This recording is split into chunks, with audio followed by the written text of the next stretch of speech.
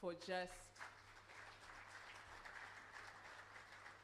in a time of constant competition for resources, and now the partnership with NZ Jayo, this is over 10 years of bringing African minds together. We had the 10th anniversary a few years ago, and that was under oil and gas. And now the shift in recognizing that it is important to be on the lead in bringing African minds together to shape our own agenda. We are always talking about harnessing the wealth. The wealth is first on the people before you look at the resources. And we are constantly talking about the resources, but the people first.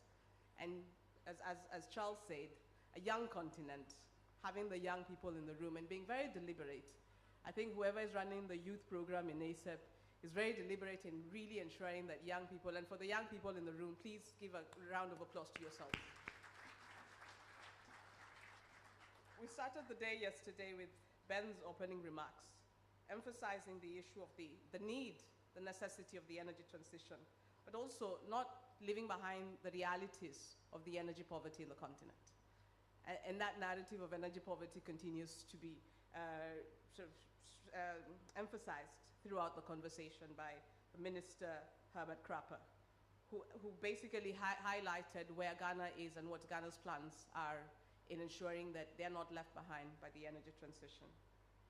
The keynote speaker, His Excellency Mohamed Nasheed, really sort of highlighted the aspect of decarbonization, climate vulnerabilities, and the role that we play as a continent, and sort of highlighted the importance of perhaps rethinking the aspect of critical minerals and why we as a continent have to ask ourselves, who are these minerals critical for if we are just about mining and taking it out? And I think it's a very important fact to keep asking ourselves, critical for whom, and what role do we play in that?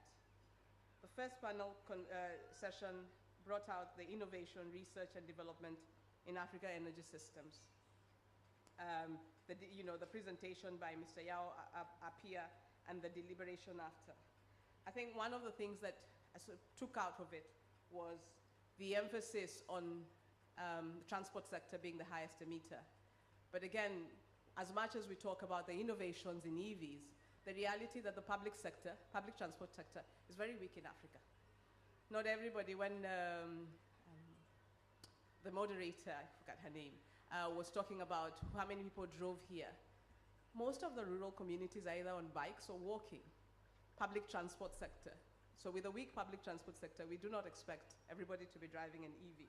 So as much as we are pushing for the innovations, some of the innovations will include having a strong public sector. And how do we then emphasize that? Who is in the room when we talk about innovations in energy? What are the other sectors that should be in the room?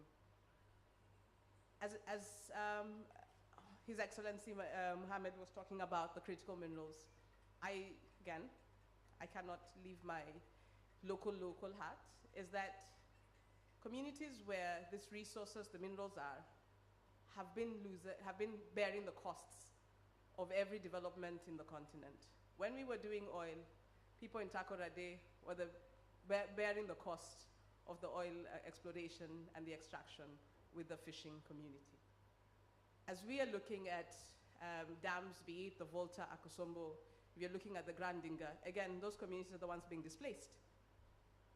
And as we think about the critical minerals, it's going to be fourfold what the current mining is. And it's not like we've gotten mining in Africa right.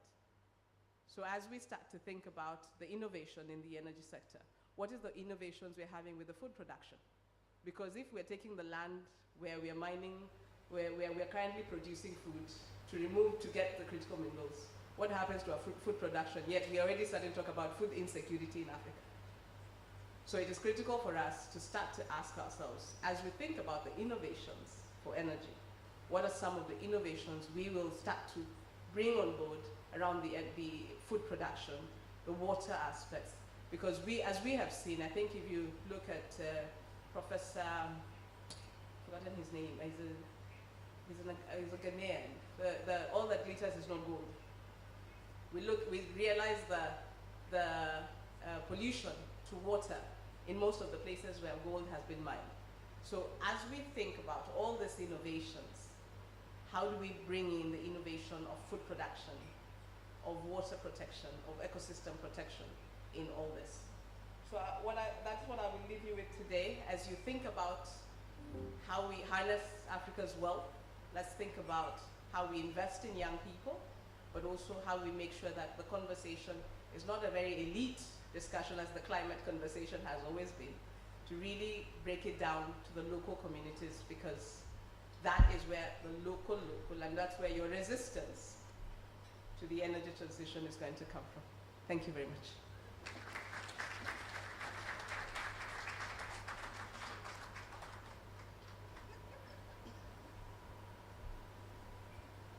Carl, I thought you were going to leave us with different terminology, but you've stuck to local, so we'll take it. Please, let's appreciate Carl, ASEP board chair, for her recap.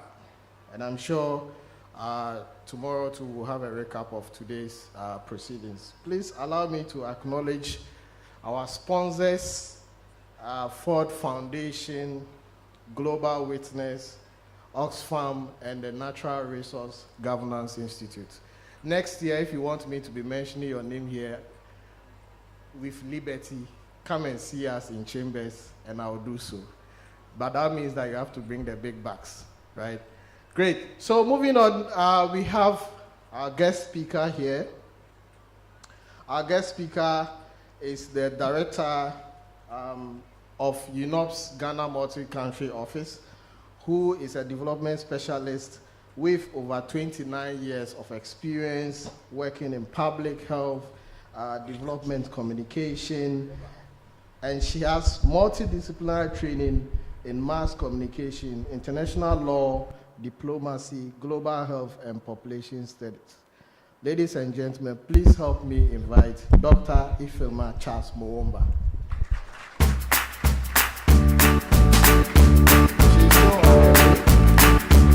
She's still on her way. There is sounding round of applause. Let's give it up, give it up, give it up for her. Let's keep applauding her resoundingly. There she goes. The song is ended on the That response doesn't work for me. Good morning. Thank you so much. I would like to appreciate the organizers for extending the invitation to the United Nations Office for Project Services. As introduced, the United Nations Office for Project Services, the Ghana Multi-Country Office, covers 5 countries. We cover Nigeria, Ghana, Liberia, Sierra Leone, and the Gambia. And our experience in renewable energy cuts across what we do, but mainly, today I'll be talking mainly about our work in Sierra Leone. When Charles was speaking, I was like, okay, he's done the speech, so what am I supposed to be saying after that? But that being the case, I still think we need to say it over and over again, because as I was discussing this morning, I don't think we have the urgency behind, we've put the right urgency behind our situation in Africa. So I think yesterday I missed being here because I already had a prior engagement. So permit me and pardon me if I already heard. But indeed, when we're looking at the Africa energy landscape, we know that Africa is the most deficient continent already. Universal access to electricity and clean cooking remains very elusive for us on the continent, and most countries on the continent are not really on the mark. You must have heard yesterday also that in 2022, we had over 600 million people on the continent that do not have access to electricity, and 98% of that is in sub-Saharan Africa. So this gap underscores, the deepening inequality when it comes to energy access, and the demand, I must tell you, outstrips the supply, because this is our experience in Sierra Leone. So despite hosting 18% of the world's population, we indeed consume less than 6% of the global energy. And between 2010 and 2020, Africa received just 2.4 of global renewable energy investment. And I'm really emphasizing that because that's what's going to drive this change. With most of these investments concentrated in South Africa, Morocco, Egypt, and Kenya. And then the high debt levels that most of the sub-Saharan countries have makes financing for agriculture investment from the public sector practically impossible, with the average debt to GDP ratio in sub-Saharan Africa doubling from 30% in 2013 to 60% in 2022. And then, of course, we have the weak, aging, and inefficient energy infrastructure that we have on the continent. All these hamper energy access. But there are opportunities, and I think she had begun to allude to the fact that the resources are here with us on the continent. When you look at Africa, we know that we possess vast potential for renewable energy. Our solar capacity is about 11 terawatts, hydro 350 gigawatts, wind about 110 gigawatts, and geothermal about 15 gigawatts. So the resources abound with us and reside with us on the continent. But despite this potential, our journey towards universal access and equitable energy remains complex and multifaceted. And for me, some of the key challenges remain the infrastructure gap. Permit my bias to infrastructure. UNOPS, our mandate is on infrastructure, and most times we believe that 90% of the SDGs would be achieved if you have the right infrastructure in place to do that. So the infrastructure gap, many African countries lack the needed infrastructure to provide reliable and affordable energy access, including generation, transmission, and distribution networks, especially in the rural, in the local, like I've learned this morning. And then there's the investment deficiency. The energy sector has historically faced underinvestment in Africa, although there has been recent improvement about the potential that the World African Development Bank had told us about, the huge resources they'll be putting on the table for energy. In its way, the mechanism to draw it down are still not very clear to all. And then I've talked about the energy poverty, and I understand that was mentioned yesterday. Then there is the regulatory and policy barriers. We discussed that again this morning. You have inconsistency and poorly implemented policies, and this can hinder progress because the public sector, politicians want to maintain political correctness, but that's not what the market is saying in terms of what is needed to make electricity available. So there's that discordance. And then there is also the suboptimal sector coordination. There are different, when you talk about energy, it's not just the Ministry of Energy that is in that space. There's Ministry of Finance, there's Ministry of Environment.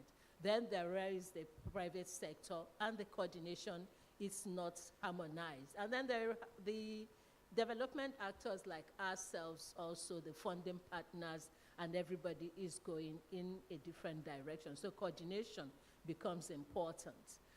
Countries have adopted various paths to energy access. For instance, Nigeria, that was mentioned this morning, had employed a private sector-driven model and used the result-based financing model. While this model in itself, it's not bad, some other countries that have tried to replicate it have not been as successful because the maturity of the market made it impossible to adopt that. And then, of course, there is the public-private partnership and the grants and other financing models that have been used. I had a conversation when the recap was going on about the global push to net zero by 2050. This has intensified the pressure on African countries to basically leave their assets on the ground. And one of our sister agencies, the United Nations University here in Ghana, has produced literature and studies on stranded assets and what Africa needs to do and how we need to bring those conversations to the table when we're discussing about net zero. because sometimes we hear the heated arguments about the need for Africa to not further exacerbate CO2 emission. But then there is the conversation that needs to be had about the investments that will help Africa to make that transition. And most times those two do not come together, and that has pitted, Africa against climate activists and the like. So UNOP sees all of this situation that I've outlined as an opportunity. It's a challenge, but it also presents an opportunity for innovation and scalable solutions that advance global energy agenda. So in collaboration with member states and development partners, we leverage the expertise that we have in fragile and conflict-affected regions and try to support energy assets within those areas, because most times in very stable locations, the private sector is already leading the pack there. Our approach emphasizes equity, inclusion, and sustainability, aiming to create resilient energy systems that foster economic growth while meeting climate commitments. And our interventions focus on expanding bankable renewable energy projects. And I must emphasize bankable, because if my executive director was here, he would basically tell you that the problem is not the money. The problem is that there are not enough bankable projects to convince investors to put in the money there. So what we provide is that work with the private sector, with the governments, to come up with bankable projects that can be implemented and can give investors confidence. And we expect outcomes that would ensure that these projects are implemented, modernize the grids, and sustainable climate responsive energy landscape. And so I'm going to try to wrap by giving a case study of what UNOPS is doing in Sierra Leone. Sierra Leone has one of the lowest energy access rates globally, 26% nationally and just 6% in the local. The national grid expansion faces challenges due to weak transmission and generation capacity, compounded by insufficient investment. And so studies have shown that 1/3 of the electrified businesses and households in Sierra Leone report access to unreliable electricity. So off-grid electrification in Sierra Leone is still nascent, but steps were taken towards sector reform, which UNOPS was proud to be part of, including the adoption of the Energy Sector Roadmap 2017 to 2030 in the mini-grid regulation policy as well. However, the implementation of all this framework has not been as optimal as should be, and the enabling environment for private sector to engage remains underdeveloped. And so we saw an opportunity in this crisis. The Ebola outbreak of 2014 to 2016 created an opportunity for major policy advancements in rural electrification. During this crisis, UNOPS installed solar-based standalone systems in 4 health facilities. And following the crisis, the government of Sierra Leone developed a national recovery strategy that included extending electricity services to healthcare and secondary education facilities in the country. And so what did we do? In 2016, UNOPS conducted a comprehensive demand assessment for electricity in Sierra Leone in the rural, local areas. The assessment identified technical options for electrifying remote communities, particularly healthcare infrastructure. It revealed that grid extension was unlikely within the next 20 years, and we cannot afford to keep people without electricity for the next 20 years. Small household solar units were deemed cost-effective for some areas, but could only meet a fraction of the energy demand. So serious energy deficiencies were noted for healthcare facilities, education institutions, businesses, and other public services. So based on this evidence, UNOPS proposed construction of solar mini-grids and distribution network for 94 rural communities, securing approximately $50 million from FCDO, the British Development Agency.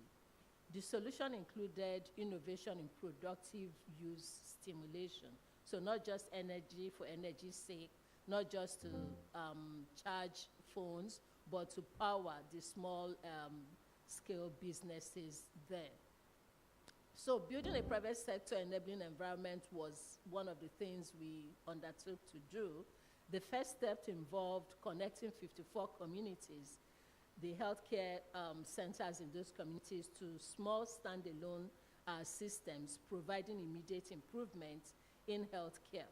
But we went beyond that, building on that success to extend the generation capacity to 50 community health centers, constructed distribution networks. And these 50 mini-grids were the first generation of mini-grids in Sierra Leone, providing electricity to household, health centers, schools, businesses, and provided electricity for productive use. All 50 mini-grids were fully grant supported, and I wanted to emphasize that because when we're looking at the local, where the private sector might not be interested, grants needs to be put in there if we want universal access to electricity. UNOPS also facilitated the inclusion of 3 private sector operators through a competitive PPP process for operation and maintenance of these mini-grids. And by the time we did this, we are now ready to scale. So with proven technical success and enabling environments, UNOPS and the government of Sierra Leone developed 43 larger mini-grids, 30 to 300 kilowatts, using a blended finance approach. A cost-reflective tariff model was developed and ratified, and incentives for future maintenance were secured through establishment of an ESCO account. Success led to additional funding from the government of Japan for 6 more mini-grids, serving over 15,000 beneficiaries. A major mini-grid with a 1 megawatt capacity is currently under construction in Moyamba, funded by the World Bank, which will provide around 3,000 connections. Additional 200 health facilities and 500 schools will receive electricity from standalone systems by early 2025. And we've seen some impacts. On average, 62% of the health centers in mini-grid communities, and again, remember the lingo we were taught, local, receive 15 hours of electricity per day, and 17% receive 10 to 15 hours. This improvement has enhanced healthcare services, including medicine storage, vaccination support, and rapid diagnostic results. Evaluation studies that have been done independently by some universities of this program confirm early COVID-19 vaccine rollout and improvements and storage when COVID hits. The evaluation also highlighted positive outcomes on learning outcomes for the students that had electricity coming to their community, and improvements in the income generation of SMEs in those communities. Africa can learn from the experience that we have from Sierra Leone to enhance energy access strategies. The lessons learned and adjustments made throughout the project have improved implementation efficiency and effectiveness.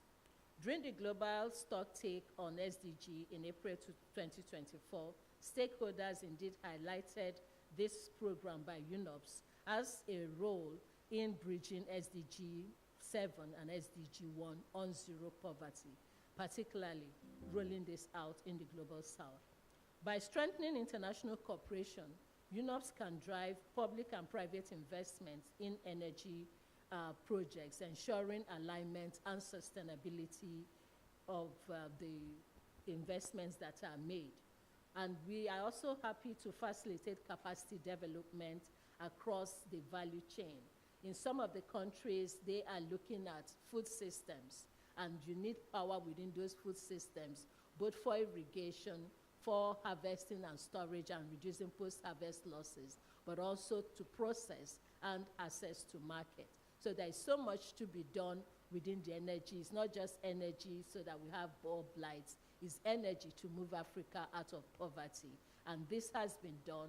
It's shown to work. And I think if we're talking about energy access in the continent, we need to take this to scale. Thank you for your attention. A round of applause, a round of applause, push us together one more time. Well, that's right, a second round of applause. Let's remind us, it must be a good day. Thank you so much, Dr. Ifeoma Charles Mongba, the Country Director for UNOPS Ghana Multi-Country. Thank you so much for honoring us with your presence and for the exposition to the theme for this conference. Thank you so much. Please, another round of applause for Dr. Charles Mongba. All right, so we have another guest speech, and it is my honor to introduce our second guest speaker for the day. He is the Member of Parliament for Karaga constituency in the northern part of Ghana, the current Finance Minister of Ghana and former Deputy Minister of Energy, as well as the former Minister of State at the Finance Ministry. He has extensive experience in the extractive industry and resource management, having served previously as the Executive Director of the Africa Center for Energy Policy. Distinguished ladies and gentlemen, please help me welcome here Honorable Dr. Mohammed Amin Adam to the class. Honorable Dr. Amin Adam, with your knowledge in energy, he deserves a resounding round of applause as the Minister of Finance. Well, that is right. Oh yeah, we will share experience once again. An applause to cheer the day up.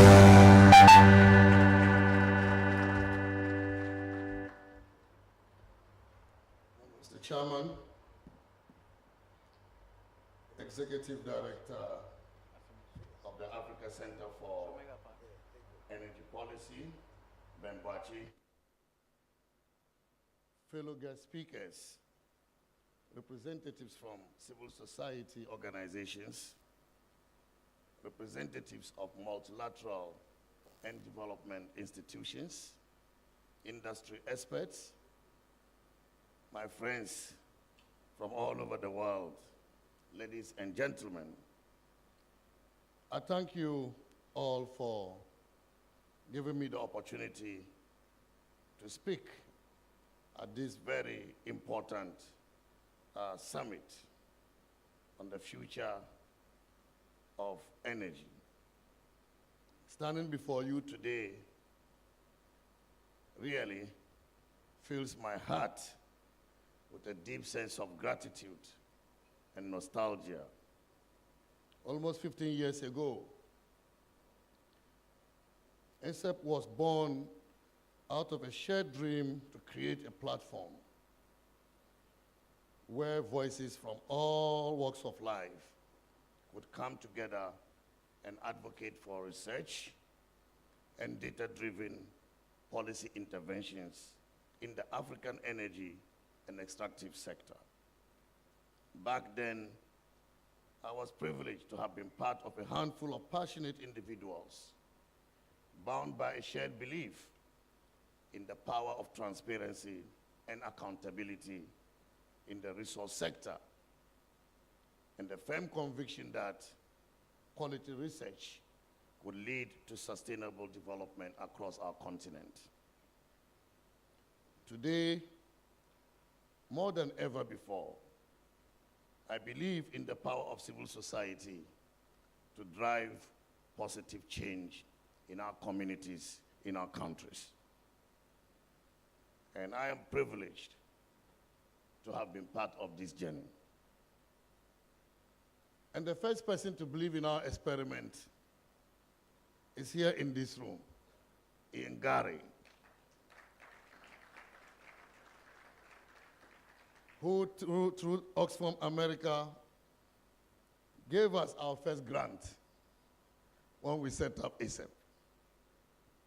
Thank you, Ian, for that support.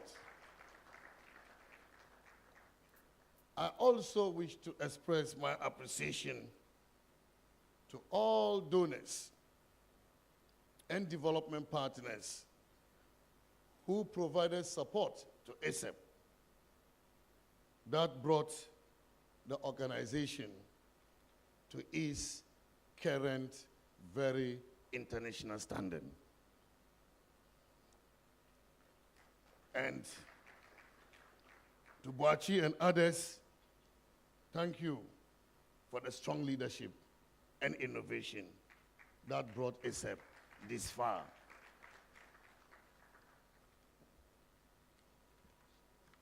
Boachi and I have been debating even as I have moved into government. Sometimes he wins, sometimes I win. But that is the power of dialogue, as dialogue is required to shape policies to improve on the living conditions of our people.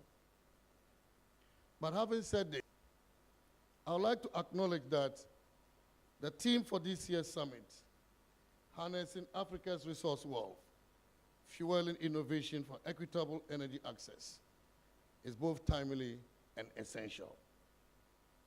Since entering government in 2017, I have recognized not one, but two existential challenges. First is climate change. Despite our continent only being responsible for a historically negligible share of global carbon emissions, and the stand is around 3.8%, we disproportionately shoulder the consequences. Second is the added challenge of energy poverty and lack of access, the implications of which have dire consequences for over 1.4 billion people on our continent, 580 million of whom have no access to energy. Closing the energy access gap, for instance, also requires substantial investment. It is estimated that it will cost annual investment of over $25 billion up to 2030. Moreover, ladies and gentlemen, these defining challenges are being experienced amidst a backdrop of security issues, weak fiscal balances on our continent, and health crisis, among other issues. The cumulative impact of all these events on lives and livelihoods is potentially devastating. And quite frankly, for Africa to steer its way towards meeting these existential challenges and ensuring a progressive transition that delivers growth while safeguarding our prospects, we must engage on all fronts. First of all, we must work alongside civil society and our development partners to deliver comprehensive, country-led, sustainable growth strategies. Then, we must also create the fiscal space and crowd in the requisite investment to undertake large-scale development activity. The tools indeed do exist to strike the right balance. And as we look to the future, there has to be the political will, strong leadership, and commitment from our governments, from our multilateral and bilateral development institutions, the private sector, and civil society to ensure a set of holistic policies and governance structures are implemented as soon as possible to drive accountability and bridge Africa's energy access gap. As it stands, the primary financing for accelerating our energy access will come primarily from our sources. Other sources, of course, so many sources, including domestic resources, multilateral development banks, bilateral sources, and the private sector, which includes capital markets and institutional investors. Government will continue to be critical actors in funding innovations that harness our resource potential. Consequently, it is increasingly essential that our fiscal regime is well structured. While tax to GDP has increased over the last decade in Africa, the 15.6% average on our continent must increase to around 30% to provide governments with the fiscal space required to undertake critical energy-related investments at scale. There are two ways this can be done. Number one, policies that widen the tax net, enhance compliance, and curb illicit financial flows should be implemented. And number two, governments' increasingly innovative financing needs and pools, such as carbon markets, debt for climate swaps, and other climate-related windows. According to the UN Economic Commission for Africa, Africa could raise approximately $6 billion in revenue by 2030 and over $120 billion by 2050 from carbon markets alone. Initiatives such as this can raise the requisite resources to fund energy development and climate action. Additionally, we must maximize our existing oil and gas resources and avoid stranded asset risk in the future. In Ghana, for example, since crude oil discovery in commercial quantities in 2007, and the subsequent production commencing in 2010, we have so far distributed crude oil revenues of approximately $10.6 billion as of today to the allowable designated accounts provided for in the Petroleum Revenue Management Act. Even though annual crude oil receipts constitute a little over 1% of GDP in Ghana, we still have a vast potential in this sector. We are thus working on developing the newly discovered fields with significant reserves to ensure that we generate additional revenues to support our development efforts. All these fields, when developed, will increase Ghana's revenues and allow us to implement various government projects to help put in place the influence, bearing in mind the effect on our climate. As we now have the technology to exploit these resources in an environmentally friendly manner.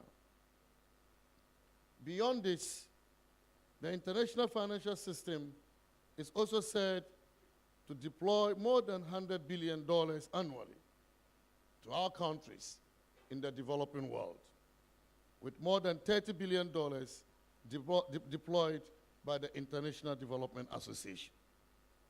These resources, although substantial, are grossly inadequate to deal with the triple challenges of fighting poverty, building a sustainable planet, and increasing the prosperity of our people. To that end, ladies and gentlemen, African finance ministers have been calling for a tripling of the available resources to multilateral and regional development banks. The Bridgetown Initiative, led by the government of Barbados, and the Nairobi Declaration all propose new and innovative ways of expanding the balance sheets of development actors across the global financial architecture to deliver concessional financing to developing countries for us to have the liquidity necessary to meet the present challenges ahead of us. But if the international financial architecture is to address the climate imperative, we certainly need reforms in this architecture. And I'll tell you why. A lot of the resources that are supposed to come to the developing world and to Africa in particular do not come because of reasons that cannot be adequately explained. For example, IRENA estimates that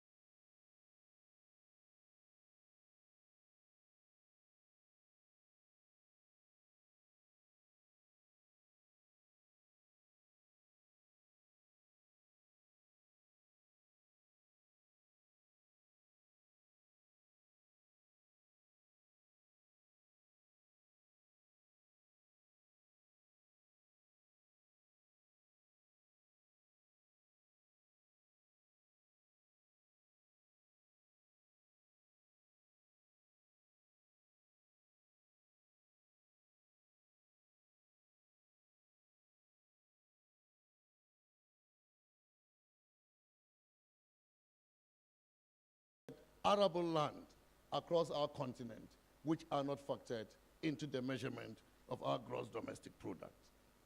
And therefore, if Africa is to harness all this potential as tool for leveraging global funding, then it is imperative that the international financial architecture is reformed.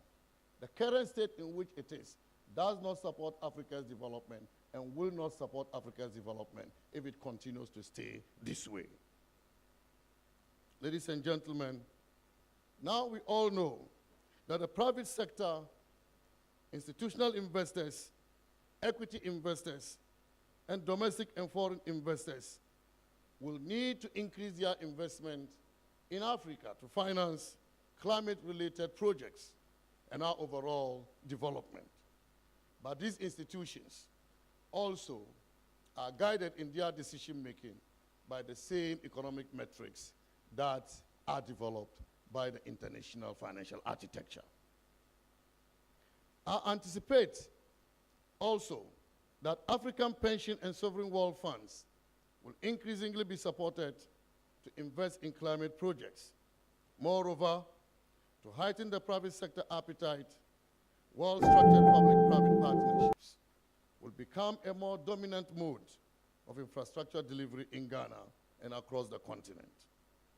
For example, in our country, we are looking to prioritize PPPs that deliver decentralized renewable energy solutions, such as off-grid solar systems and microgrids, to reach remote and underserved areas. As it stands now, the government is accordingly working towards implementing solar projects that will harness the country's rich solar energy resources.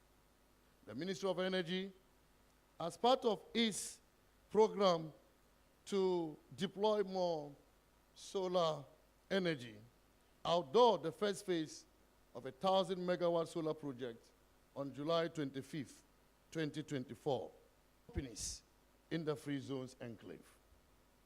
The solar project, when completed, will be the largest solar plant in Africa.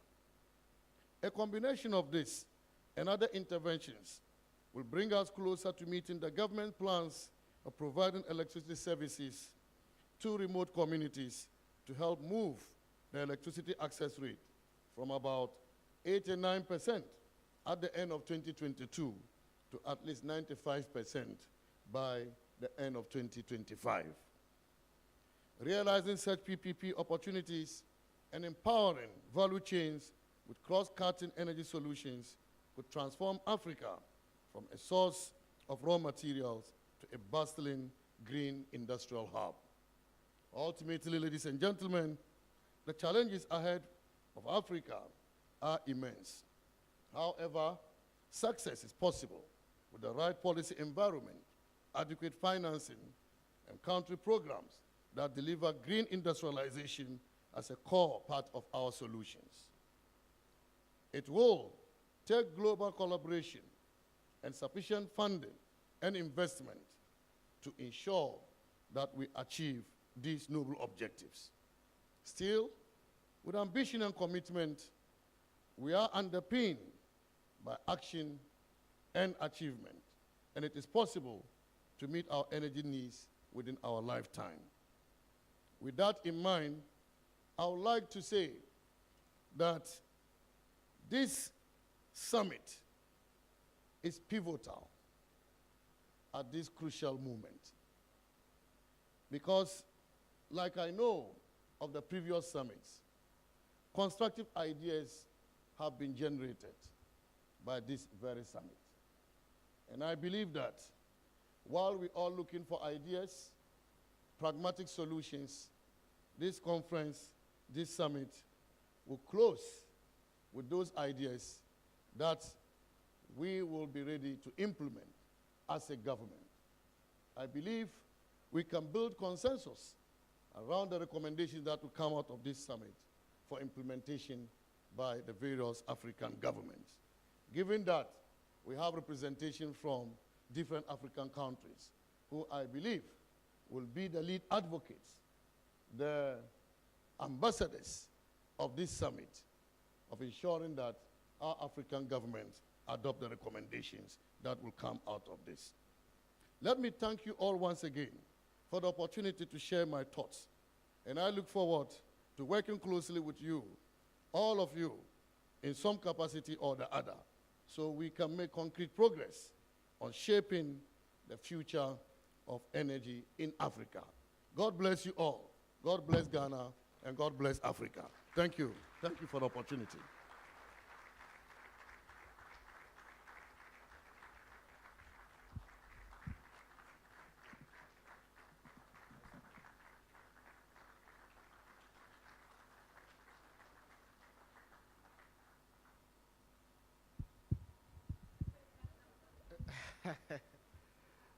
Thank you very much, the Honorable Minister of Finance for Ghana, for that speech. It's really set the context for our panel this morning that is going to discuss innovative financing for sustainable energy deployment in Africa, and also builds on yesterday's presentation on the challenges of climate financing in Africa. We have a panel of top experts that are going to delve deeper into the subject, and also subsequently in our side events, some are going to focus on that. Let me give these people 30 seconds so they can leave our front for us to continue.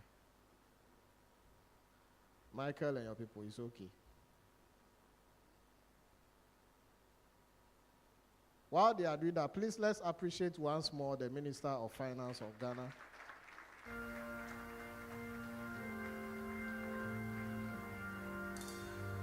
Right.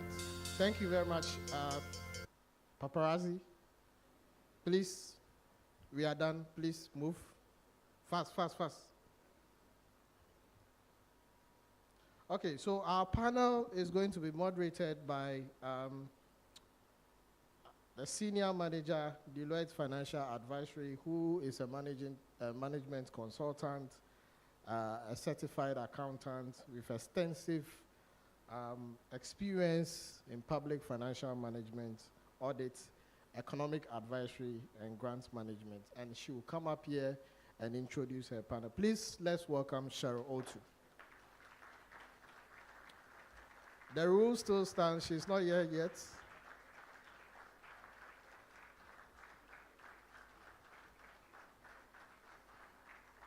Keep going, keep going. You are doing well.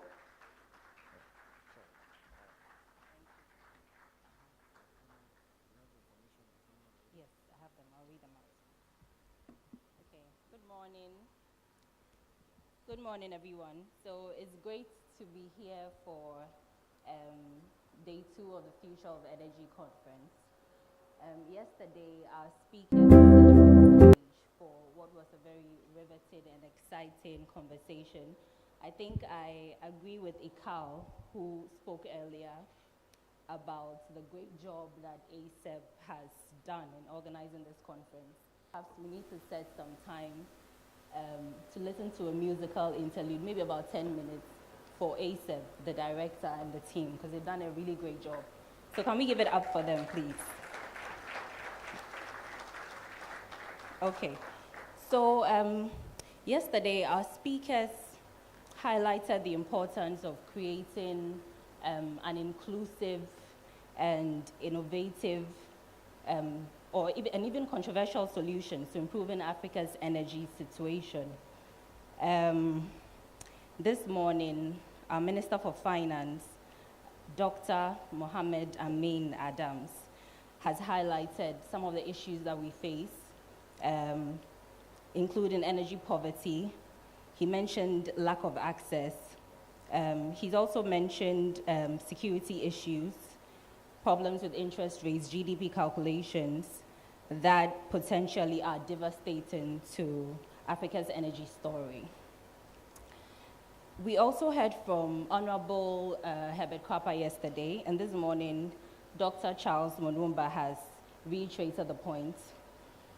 In terms of access to electricity, Africa is described, unfortunately, as the deficient continent. 75% of Africans lack access to energy, and 98% of this number, unfortunately, are in sub-Saharan Africa. So today, as Kojo mentioned, our task really is to delve into the discussion on climate finance, investments, and infrastructural development. So I think we'll all agree that this is a very germane topic, very germane to the theme of this year's conference. And the panel members, or my panel members, are very excited to get into it. I'll introduce them shortly. But to set the stage, Africa's renewable energy potential, I think, is undeniable. But the problem, of course, as always, has been that it remains largely untapped. We recognize that different financing options are necessary to improving the situation. So concessional financing, which the minister alluded to this morning, patient capital, blended financing options, and then for today's discussion, climate financing, very key to improving or accessing a great future of energy for Ghana and other African countries. It's also key, definitely, to providing more Africans with access to clean energy, and then towards ultimately achieving the aim of taking many Africans out of poverty, which is what all of us are or should be interested in. So, but how do we achieve this? I think that's the main question that we hope to go into today when the panel comes up. How do we ensure that we surmount unfair infrastructural roadblocks? Dr. Charles Monwomba highlighted this when she came up to speak. What are the inroads? What traction has been achieved? How do we make sure that we do not repeat the mistakes of the past?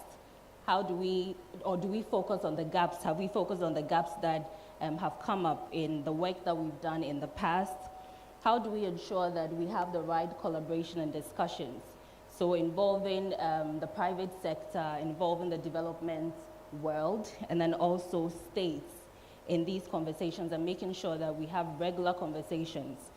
And then lastly, how do we ensure that the next steps that we discuss are actionable?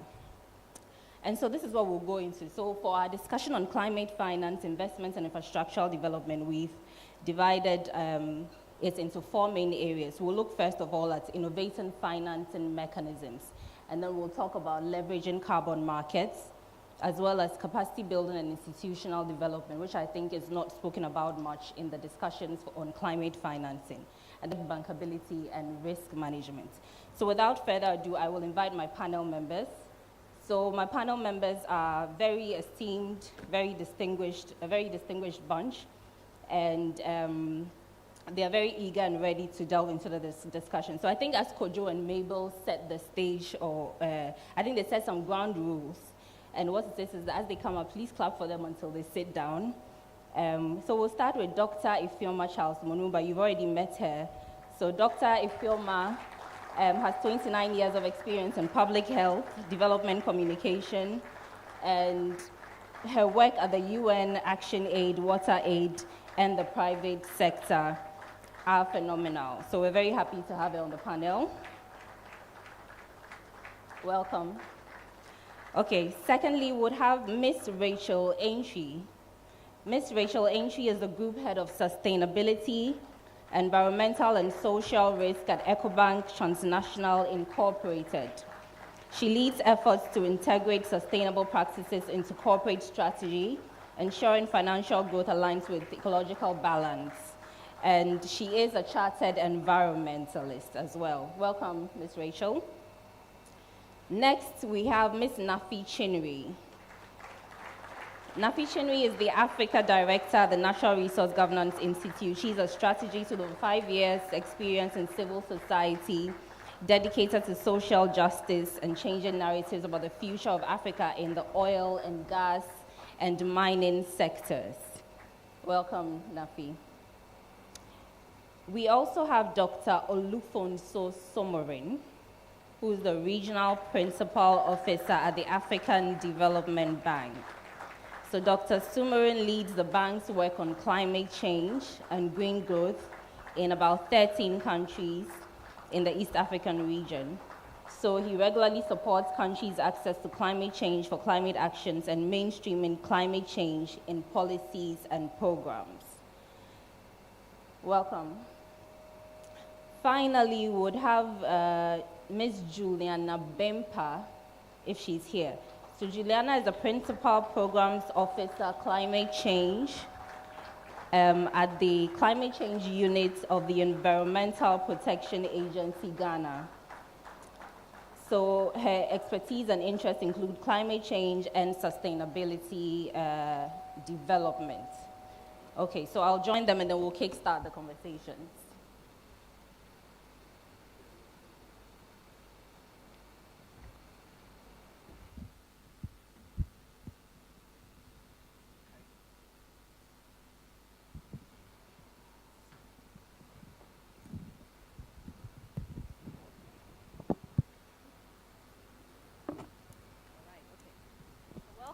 Welcome panel members. I think we're very excited and ready to go into the discussions. But before we do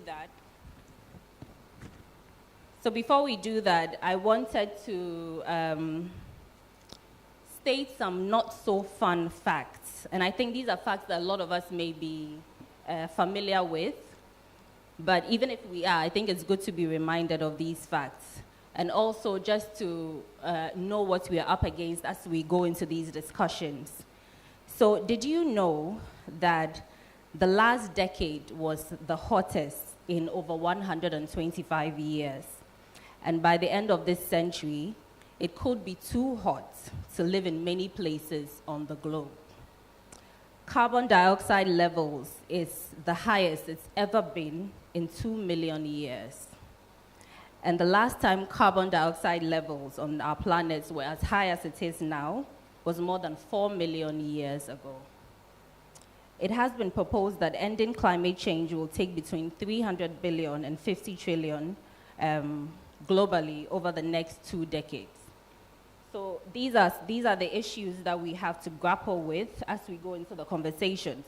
So our conversations will be broken into four main areas. We'll discuss innovative financing mechanisms, we'll discuss leveraging carbon markets, and then we'll look at capacity, workshop capacity management, and then we'll also look at project bankability. So to start off, innovative financing mechanisms. So these are approaches that can be used to acquire, structure, govern, and allocate financial resources towards adoption. So we'll start with you, Dr. Somorin. What innovative financing mechanisms can be explored to attract competitive financing for sustainable energy projects in Africa, from where you sit? Great. Good morning, everyone. Let me especially thank the leadership of ASEP for inviting the African Development Bank to this conversation. Thank you, Ben, to you and your team. And I'm really pleased to be part of this very gender-balanced conversation. Please appreciate everyone on the stage. This is the reverse of the normal, and great honor for me to be here. The conversation we're having, Minister, thank you very much for those few words that you gave. They were very much straight to the heart of the issue. And I think if we're going to talk about the challenges we're facing when it comes to financing, we must understand what the current challenges are. The key word in the theme of this conference is innovation. And I think the starting point to any form of innovation is first understanding what problem are you dealing with. Because you cannot innovate when you don't have any level of certainty about the problem or the challenge at hand. We're talking of a continent today that in 2023, the global renewable energy market was $12 trillion. $12 trillion. And barely Africa got 2.4% of that. Now, you've heard all about the endowment, the abundant resources. And Dr. Fema, thank you very much. 11,000 gigawatts of solar, 350 gigawatts of hydro, 110 gigawatts of wind, 15 gigawatts of geothermal. And we have all of them. And yet, when it comes to the market, the opportunity, yet we are not very much active there. There is a huge disconnect that we need to solve. Now, we can't look at energy alone just in a vacuum. We have to look at it within the broader infrastructure conversation. And the African Development Bank, over about 2 years ago, we estimated that the continent needs, on average, $170 billion annually for infrastructure financing. What we do, all of us together, MDBs, bilaterals, everybody, is barely $70 billion. So there's an $100 billion gap that needs to be met, and we need to think innovatively around solving that problem. Now, renewable energy is a huge opportunity for us, not just because we need to address the challenge of energy assets, but it's also because it touches on the aspect of climate change. And we have an opportunity to bring two paradigms together to converge, energy assets and climate mitigation. And we can use the resources in climate finance to drive energy assets. And that opportunity and that framing and that mindset is very critical. In the interest of time, I want to leave you with three, what I consider to be, because you see, it's not just the technology that needs to be innovated. Finance also needs to be innovative. And there are three layers of financial innovation that we need to experience. The first one is about the financial structures that currently exist. And Minister, what you've talked about, a lot of the examples, the greening of our GDP, the green wealth accounting system, the perception of risk on the continent, those are the pillars that hold the flow of finance. They are the foundation that determine everything. If somebody perceives you to be risky, it doesn't matter how brilliant your idea is. There's already a set bias, even before you get the chance to defend whether your project is bankable or not. And those are things that Africa is dealing with. In the same global economy, somebody who borrows money at 2%, another person borrows the same capital at 10% or at 8%. Those are some of the financial structures that hold back, and we need to innovate them. We need to change them. I'll give you another example on the financial structure. Today, globally, $7.2 trillion is spent on subsidies for fossil fuel. $7.2 trillion. Now, if you just reduce that by 20%, that 20% is $1.4 trillion, and that can solve the financial gap that we are having for at least a decade. Just that. Nigeria alone spends $8.8 billion on financing subsidies, oil and gas subsidies. Just reduce that by 20%. That could unlock $1.6 trillion into the Nigerian economy. So those are financial structures that need to innovate. The second innovation that we need to do financially are what I call the new form of partnerships that need to happen. It's financial partnership. Everything starts and ends with partnership. The transaction between the buying side or the demand side and the supply side of capital is nested in how partnership is crafted. And those partnerships need to change. And I'll give you one example of some of the innovations that we're beginning to see. Earlier this year, at the spring meeting in Washington, D.C., the president of African Development Bank, together with the president of the World Bank, came together and said, look, we've said this number for too long. 600 million people do not have access to electricity. What do we need to do to reduce that by half? And they call it Project Mission 300. And please look out for it. And then the World Bank will bring $250 billion, $25 billion, I think. AFDB will bring another capital. We'll put that together. And between now and 2030, and both together under a structured partnership called Energy Compact, we hope to reduce that in about 6 years. Is that possible? Absolutely. And I think it requires how we engage, partnership in country between public and private, partnership between the tiers of government, but also partnership between the people who are knowledge brokers and people who are project developers on the ground. Final thing we need to innovate is financial mechanisms. So keep in mind, financial structures, financial partnership, then lastly, financial mechanisms. And we talk about mechanisms because we need to talk about mechanisms and instruments. Today, some of our people are looking for projects and they are only looking for grants. The scale of the challenge that we need to do at the speed required would not require grants.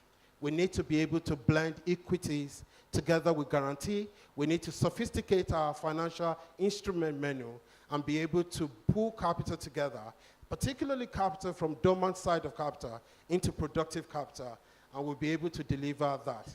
Let me end with this. And please, if there's anything I need you to hear from me, it is one thing.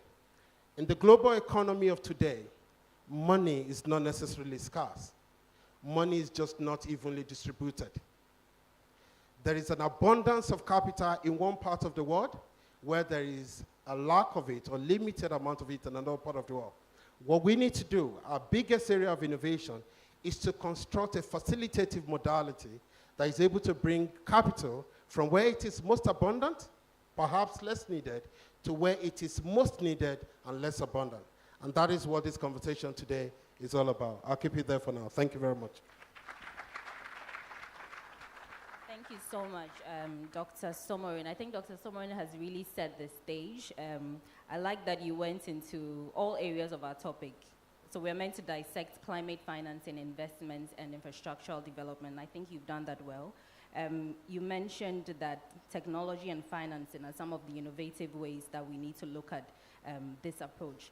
I think you also mentioned briefly, and because you did that, I will speak next on public-private partnerships. Dr. Ifeoma, Charles Monumba, I know that this is your area. You've spoken already very passionately about it. So the question for you really is, how can PPPs be structured to ensure both profitability for investors and equitable social impact? So what regulatory frameworks will be necessary to facilitate these partnerships?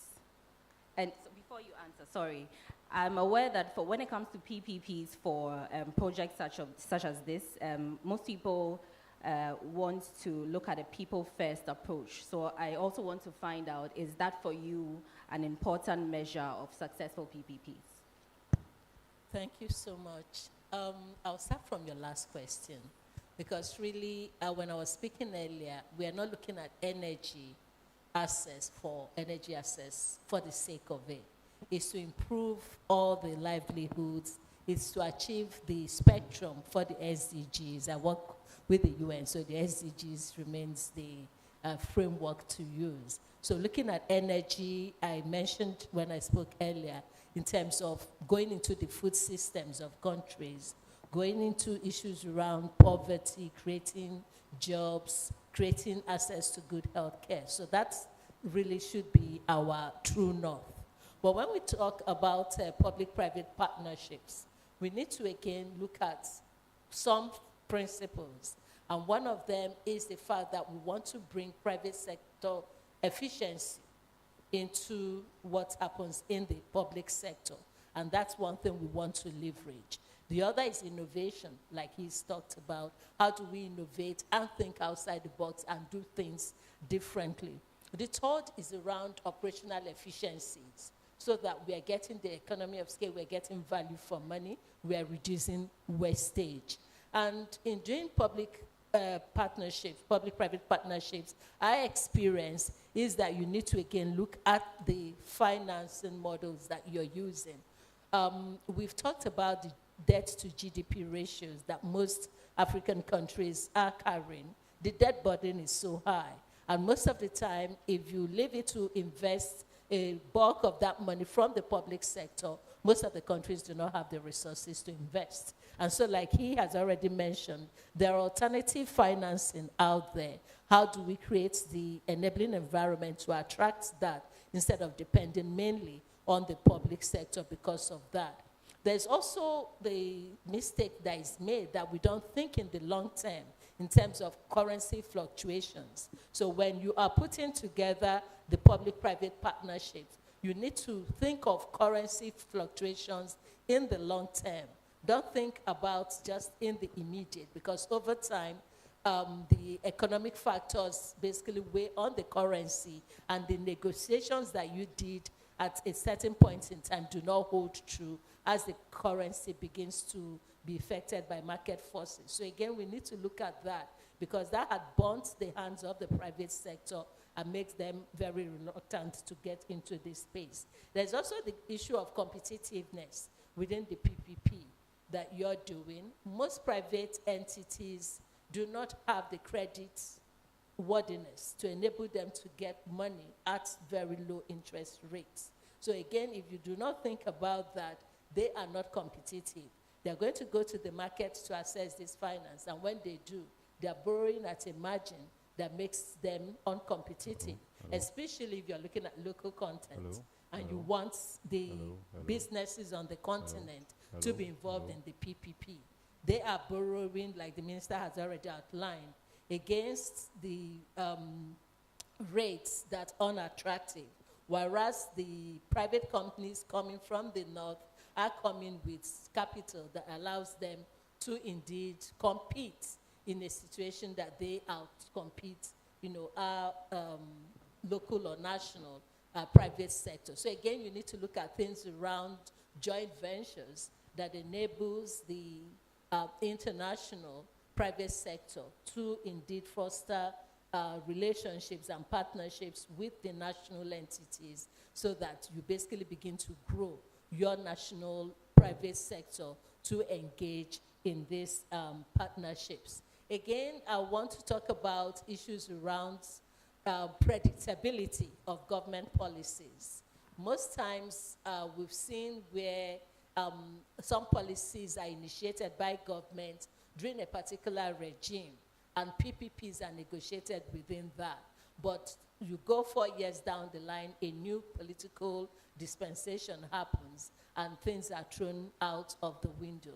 That doesn't make the country look credit-worthy. It scares investors, and so predictability in government policies with regards to PPP is needed to ensure that that market is attractive and remains attractive to leverage the money. I already mentioned when I spoke earlier that most times it's not so much that the money is not there. It's looking at your market, what is happening in terms of your regulatory framework, your policies, and the security and other factors that normally people would want to point to the risk around that. And so how do you de-risk your environment and make sure that you're able to attract the right partnerships? Thank you. Thank you so much, Dr. Charles. I think you've more than dissected the issue for us. I like that you've brought in issues that we need to look at, which are often involved, often ignored in PPP partnerships. You mentioned currency fluctuation, competitiveness. Essentially, just looking at more homegrown solutions to the PPP conversation. So that's, I think, very interesting for us to note. We'll move to leveraging carbon markets, and Ms. Juliana Bempa. So the question there is, how can carbon markets be leveraged to finance energy access projects in underserved communities?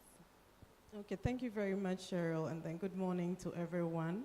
To ASAP, I would say EPA is very grateful for the opportunity you have given us to share our experiences, especially when it comes to carbon markets.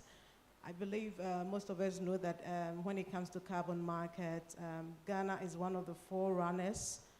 And to begin with, from the international point of view, Ghana is a party to the Paris Agreement, which I know most of us here know that.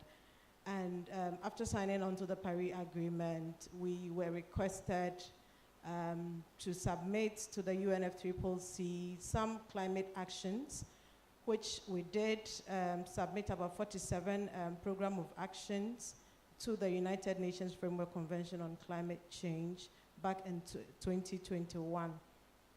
And when you look at the actions that we submitted, we have about 20 of those actions in the energy sector. Again, the actions that we submitted, we have what we call the conditional and then the unconditional measures. Conditional in the sense that these actions, governments cannot have financing mechanisms to be able to achieve those climate actions. And then we have what we call the unconditional actions that governments see them as low-hanging fruit, and so would be able to have access to funds to be able to implement those climate actions. And if you look at the energy sector, the 20 actions that were submitted, we have 15 of them that are under the unconditional measures. Sorry, the conditional measures. We have only 5 of them under unconditional. Now, the 15 unconditional measures, it means that government does not have financing mechanisms to be able to implement those measures. And so what do we do as a country? We have to also ensure that our targets are met because we've communicated to the UNFCCC. And so what we did was to ensure that we come up with the emission reduction target for those conditional targets that governments wouldn't be able to have access to finance. And we're looking here in terms of clean cooking, we're looking at renewable energy, we're looking at nuclear power generation, amongst others. And so what we have done so far is to be able to ensure that we've set aside about 24 million tons CO2 equivalent that we intend to use carbon financing to offset those emission targets. And gone somewhere around 2012 thereabout, we also signed onto the Kyoto Protocol. And as a developing country, including some other African countries, we didn't fare well when it comes to implementation of the Kyoto Protocol. And this was because we didn't have systems in place. We didn't have regulatory frameworks in place.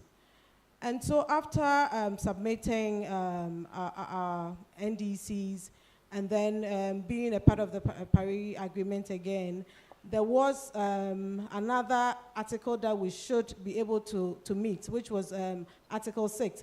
And so Ghana decided to use Article 6 to be able to implement some of its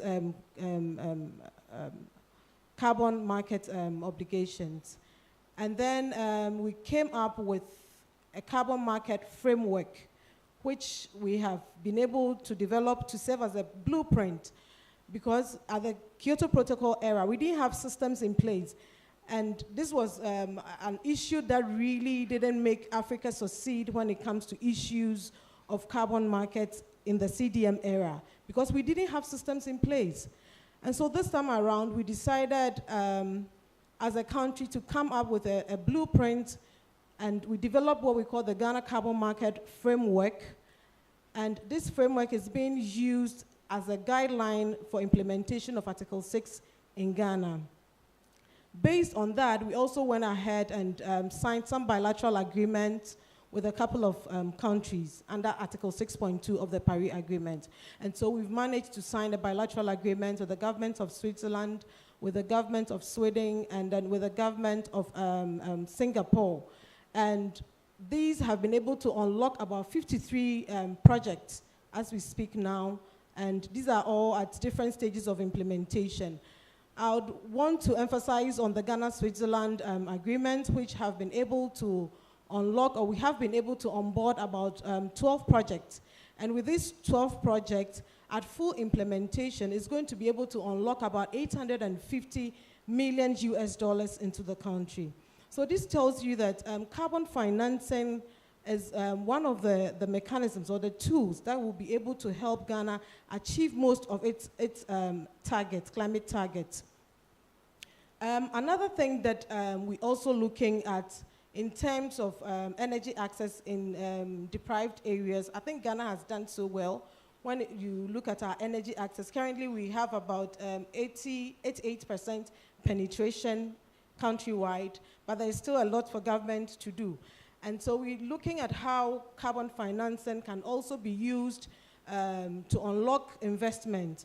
And more especially, you realize that those in the rural areas, the 10% that are left, there is the need for us to penetrate and then let them have access to clean energy.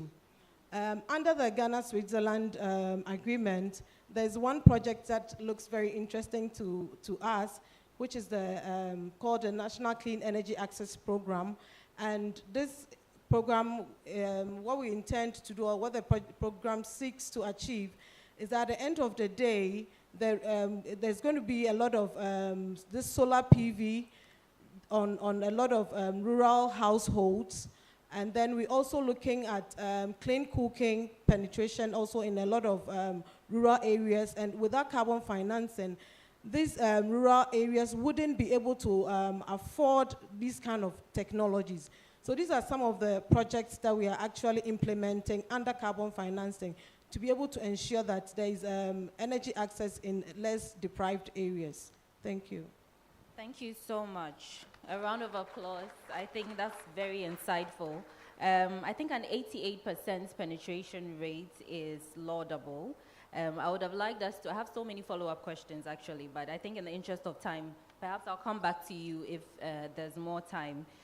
What I really wanted to find out is, I know there are teams from other African countries here today who would really like to learn from the examples that you've given. So in terms of, you mentioned not being able to meet some obligations with the Kyoto agreements, et cetera, and it would be good to find out what went wrong, what we can do to improve the situation. But I'll come back to you, hopefully. I'll move on to Ms. Rachel Entry. What I would want to find out from you is in terms of economic, political, regulatory, and pricing mechanisms. We know that these could affect the stability of carbon markets and deter investors from engaging in these markets. Now, in what ways can African governments increase investor confidence and participation in carbon markets? Thank you very much, Cheryl. And thank you, everyone. I hope my mic is clear. Just so that let me just clarify from the top for the benefit of some of my friends who may not be energy experts like a lot of people. And I'm sure even if you're not an energy expert, from yesterday to today, you've learned quite a lot. But the carbon market itself is a market-based mechanism or a system that is established to be able to reduce carbon emissions. It's done through sort of a cap and trade system where one is given the limit to be able to trade emissions, and then one is able to also sort of buy emissions from the other. It's kind of regulated, and it's an economic-based system. Now, in terms of, so when you create a market system, how do we ensure that it drives investor confidence? How do we ensure that there's enough participation? I think I have about 4 or 5 key points in this regard. One, there's always a need for regulatory stability and clarity. As you've known, Ghana has already have an established market already. We also have even a carbon office. So what normally is required is strong policy, strong regulatory certainty, where investors exactly know what they're dealing with within any environment. So with that, when you have a strong regulatory setting where the frameworks are clear, both locals and investors understand it. There's a sort of a market recourse. Where do we go? Is the problem? How do we apply certain rules around it? That is one of the things that can drive stability. Another key important thing as well is market infrastructure development. So how well established is the market that we want to be able to trade with? Is there infrastructure available? Do we have the right trading systems? Do we have the right participants in it? So another key thing is a very strong market infrastructure system or platform that allows one to trade and do business appropriately. A third one that I also bring in is technical assistance or capacity building, which a keyword everyone knows. You cannot do business where there's not enough sufficient skills and knowledge in the market. So it is important that we drive capacity building, we educate both players from both the buyers and the sellers, all stakeholders that are involved, to be trained in the particular what this market is about, how do they deal with it, what are the benefits, etc. And this can be done through partnerships with various stakeholders, both public and private sectors. Another thing I was going to mention, which I've already talked about, is public-private partnerships. You also cannot do this alone in the public sector. You certainly do need some public-private partnerships to be able to make this effective. And from a banking perspective, where I'm from EcoBank, we're also very much interested in that. We are setting up systems that allows us to be able to do effective carbon trading. we, I think in EcoBank, we are in 33 African countries. And I'll say that, I always say to investors, there's no other better platform than EcoBank. Because once we cover, that's about what, 60% of Africa, or more than 60% of Africa. So when you have an investment that you do with EcoBank, or when EcoBank implements a policy, we kind of create a ripple effect across the whole continent. So partnership with organizations or banks like EcoBank, or big DFIs like AFDB and the rest of them are always very important. Another mechanism that is important is also risk management mechanisms. What are they? Is there enough insurance in the market to be able to protect the investors, the participants in the market? Those are some of the key things that need to bring in to be able to bring in the confidence that is needed to be able to allow people to trade, both foreign investors and local investors as well.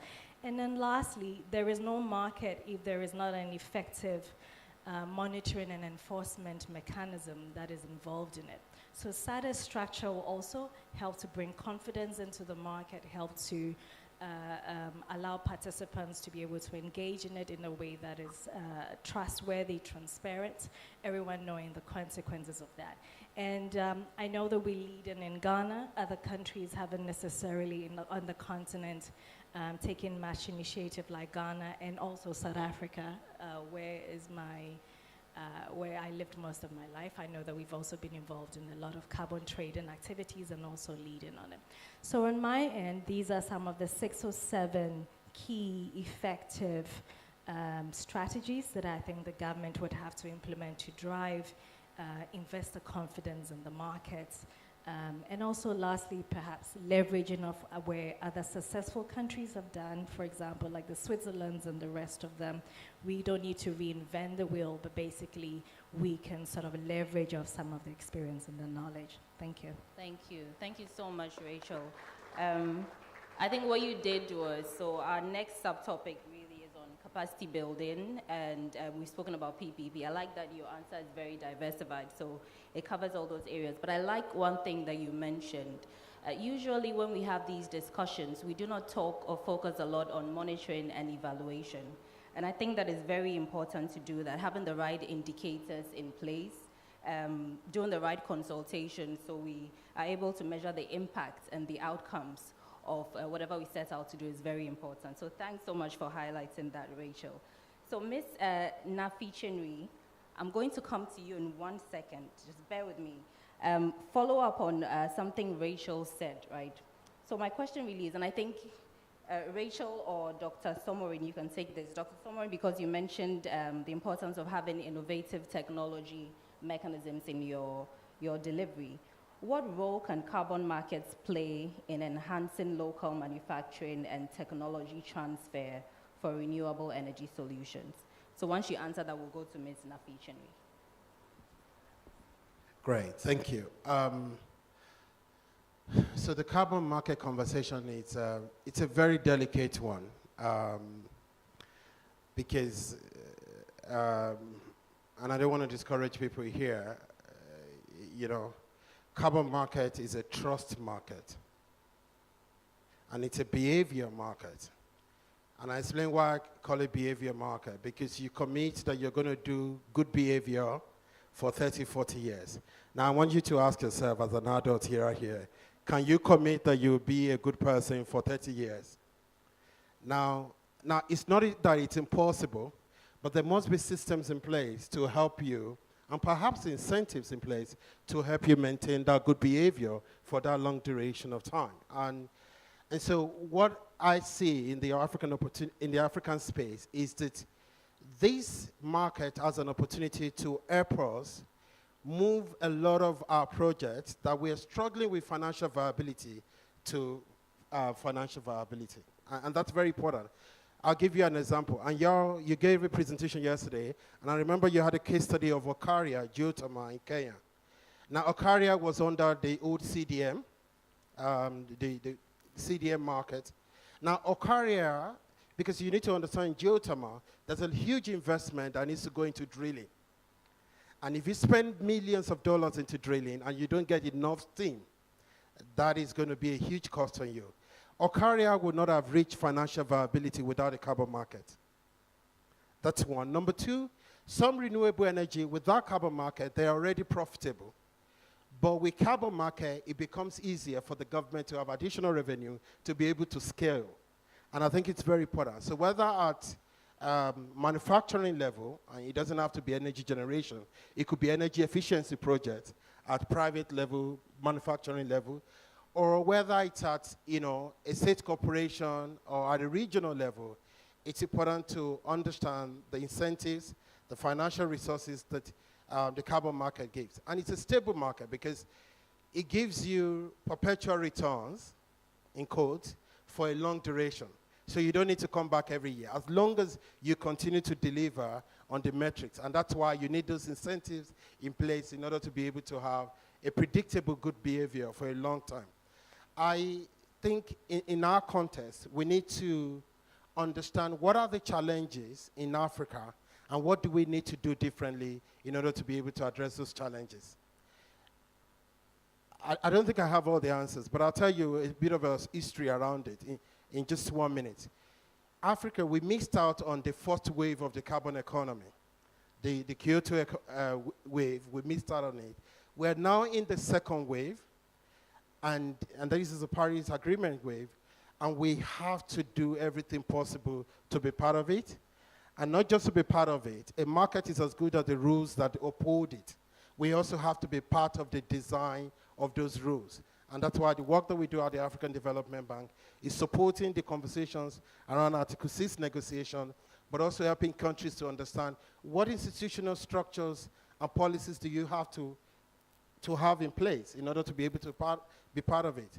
And for a lot of you here who are Ghanaians, you may not know, when it comes to the work that Ghana has done in the carbon market space, it is a reference point, a leadership talk that we use everywhere. Because what Ghana decided to do was to play more in this market called the compliance market, the 6.2 arrangement with this partnership with Singapore, Sweden, and Switzerland. Now, that market is $1.1 trillion. Some other countries have decided to play in the voluntary carbon market, which is barely $2 billion. And so, but you need some conditions to be in place. And some of the things you've talked about, institutional framework, but also capacity, regulatory systems. And what we are doing now at the bank is to create a facility that can support that at national level. We would love to see a number of African countries playing in that Article 6.2 level, government to government, where we can support the emission reduction happening in our country through a bilateral agreement. Just one transaction, one partnership arrangement with one country, Switzerland, is able to unlock $800 million. Imagine if you have 10 of that. And that is the significance of the carbon market in order to help you. But let me end with this. If today you have a carbon project, say renewable energy, who benefits from that renewable energy? You. The carbon you're selling is not a physical asset. If today you have climate smart agriculture, if today you have energy efficiency, who benefits directly from that? You. And in addition to benefiting, you have an opportunity to receive payment for that, as long as you follow certain structures. So my last word to the minister is, please, I think whatever it takes, carbon market is here. Whatever role the government needs to play and continue to play to facilitate that, we must not miss out of it. We will never have the third chance again. I'll keep it there. Thank you. Thank you so much, Dr. Somerun. I think you've done justice to the question. Thank you. So I think we'll go into the next part of it, which is capacity building and institutional development. This is a very important part of the climate finance discussions. So really, essentially, what role does education play in these discussions, particularly in our part of the world where for most people, conversations on climate change, they may not have heard of it, and the conversations are still very nascent. So Ms. Nafi-Chinri, what institutional challenges do developing countries face in accessing and managing finance from major climate funds? Thanks very much.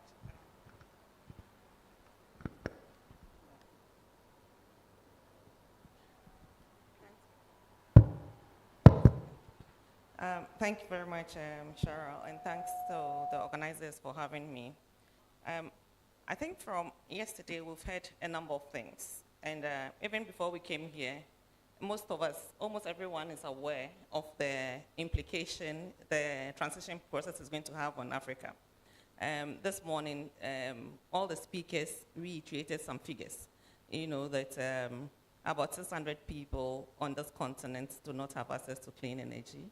We have over 900 million plus people living in poverty, and we are very dependent on our natural resources to power our economy. And then so there are going to be implications when there's a response to. In Nairobi last year, we also heard how African governments reaffirm an ambitious target of increasing installment capacity for renewable energy from 56 gigawatt to 300 by 2030. They also made the call for having financing mechanism that suits the African context. And we heard this morning from the minister how he said that the financing architecture does not allow African governments to be able to access financing. And we know that in renewable energy infrastructure are big ticket investment things. And so Africa really needs the support to be able to do that. Having said all, there are real issues. So the whole issue of limited technical capacity and institutional capacity within Africa, it's a challenge. We have to develop attractive proposals to demonstrate our ability to manage climate finance. Yesterday, we heard from some of the speakers that the way in which even our educational structure, its form, does not allow us to respond to current needs. There are also institutional weaknesses that weak institutional framework impede our ability to manage adequate financial, to have in place adequate financial management system to manage climate and financing. And when we don't have these things in place, it's difficult for mismanagement to happen. And this is a real problem that we have in Africa. I think that there was a survey by the Climate Policy Initiative in 2022, and that found that about 60% of developing countries cited a lack of technical expertise, as a significant barrier to access climate funds. So this is a real issue within Africa. We also heard, and I think that this morning the minister mentioned the complex application process. So complex application process and the approval and process itself impede Africans from being able to access climate funds. And that's also because there's a deficit in expertise to be able to do that. And the whole issue of bureaucracy around some of these African governments who already do not have the capacity and the technical expertise to, access this fund. So it's actually a complex system to navigate, and it impedes, and it's very lengthy. Apart from being complex, it's also a very lengthy application process. And I know that the Green Climate Fund, for example, has been criticized, for its complexity and making it very difficult for Africans to access and 2 years for the funds to come in, and that's not fair. And the whole issue about governance and corruption risk, for any investor or any donor to give money, they have to be assured that you have a very tight governance framework and that there's minimal corruption around this, because the money really has to go to the intended people and the purpose for which the money was given. And for example, Transparency International in 2023, this last year index indicated that several developing countries with high climate vulnerability also score poorly on governance, and transparency. So it shows that these are countries that really need the money, but they also have very poor governance framework, and no investor or no donor want to put in funds into a country that's has high corruption risk. And so that is also a factor. The whole issue about coordination and institutional silos. So in most of these countries, there isn't coordination between different agencies that are managing climate finance. There is need for us to demonstrate. So a robust proposal should show all of these links, that There is an interagency coordination, and different institutions are speaking to each other. So, for example, the overlapping mandates among government institutions, the Ministry of Finance, Ministry of Environment, and all of these, we really need to show that, and that's quite lacking in most countries. Adequate policies and regulatory framework. You know, policies are things that underpin the management of, helps to minimize corruption, ensures transparency. We need to have these supportive policies in place, and sadly, we don't have robust policies and regulatory frameworks within on our continent to attract some of these funds, and that actually inhibits African government's ability to attract political instability, and then, you know, governance changes. The rampant change in governments, I mean, it happens everywhere, but we, investors, I mean, the fund managers need to be assured that climate projects, there will be sustainability and handover of climate projects from one government to the other. Because a lot of money, when there is, and because the policies are not coordinated and the institutions are not working together, whenever there is a change in government or there are conflicts, it affects the implementation process of climate fund, and that's a real challenge. We need to be able to demonstrate that. We need to be able to show that through our laws and regulatory framework that there's going to be stability and there's going to be continuity in climate projects. So a place like DRC, for example, it takes a very long time to form a government after election. We have conflict all over. It will be really difficult to, you know, to inject the trust needed for the country to assess and that. Our ability to, you know, absorb climate funds is also an issue, and I think that in 2020, the World Bank came up with research that showed about 60% of committed climate funds in sub-Saharan Africa was not, you know, disbursed. And those that were disbursed were not utilized. And it goes back to the issues that I raised about the coordination, our ability to make, you know, have robust projects, having regulatory frameworks that can help us to implement all of these projects. Inclusivity. How inclusive are these projects? You know, are we talking to the right people? Are we reflecting the needs and requirements of all people in our climate projects? So, for example, women, you know, and people living with disability, marginalized community. How are they included in all of these funds? So, as I said, the funding requirements are quite complicated. They're stringent.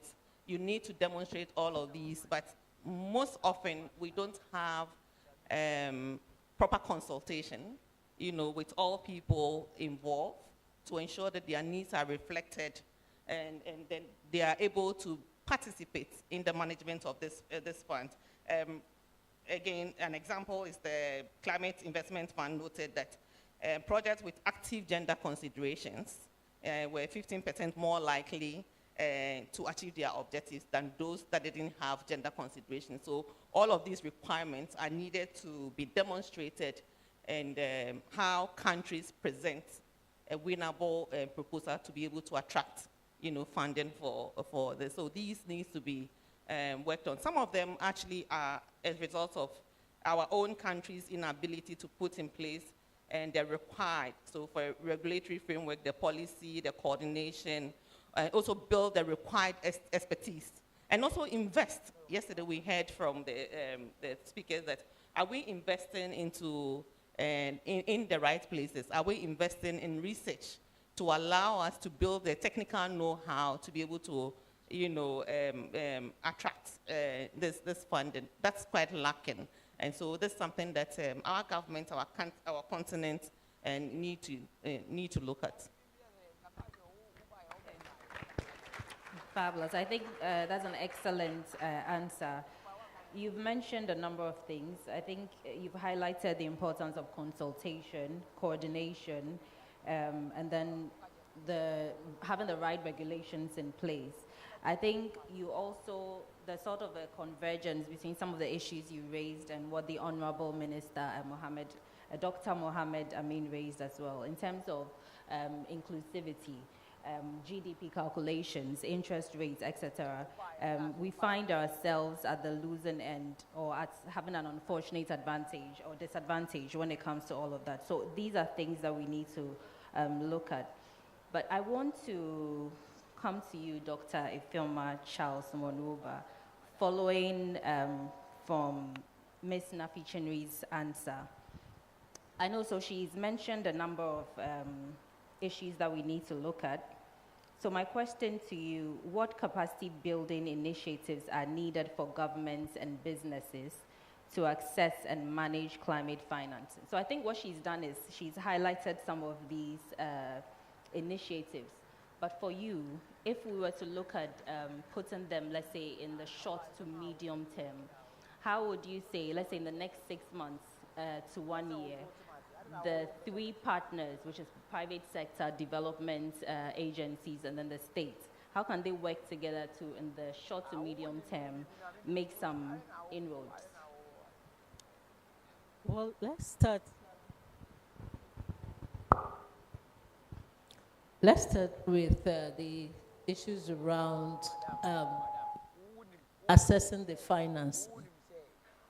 Most times, what we've seen is that the countries do not have the capacity, like she mentioned. So for the immediate term is, building that capacity to understand. In UNOPS, we have a tool that we call the SIFT, and it basically, scans the ecosystem of climate financing and identify the financing opportunities that are there, the financing sources, and the ones that countries are eligible for. And then we now look at how much of that have they assessed.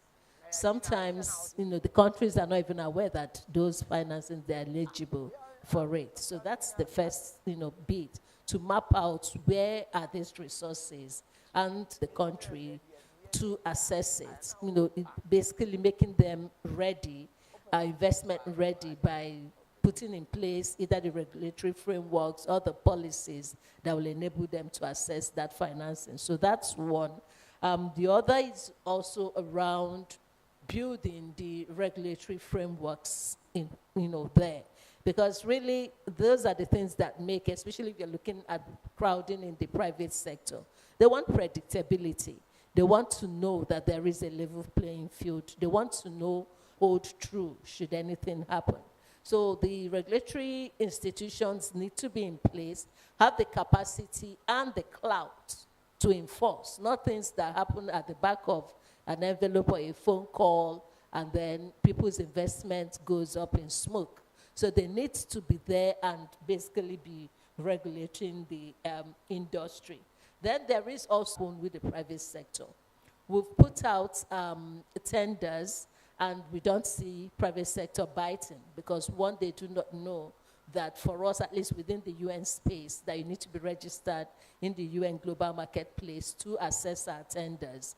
And some of them do not know how to put together their bid document. So again, those are some of the things we've had to do when we launch bids to bring in the target private sector to start building their capacity to be able to package their response to that tender that has been put out there.